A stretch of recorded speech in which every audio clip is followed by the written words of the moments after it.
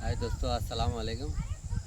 हम खेत में फली डाल चुके थे और फली अच्छी उगी नहीं उगी देखने के लिए एक झाड़ निकाल के देखेंगे वो कैसी है फली। एक बार आ जाओ देख लो। एक बार निकाल के अगर अच्छी उगी तो पूरी निकाल लेंगे, नहीं तो फिर टाइम देंगे। बिस्मिल्लाह।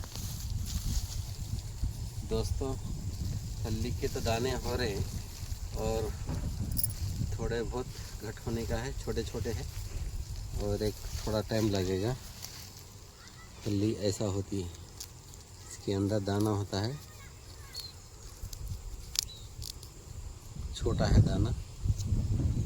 ये दाना बड़ा होने के बाद निकालना है इसे। और एक है, इसके अंदर थोड़ा कुछ बड़ा हो गया दाना, और कुछ दिन के लिए इसको ऐसे छोड़ देंगे। खुदा हाफिज। हाय दोस्तों।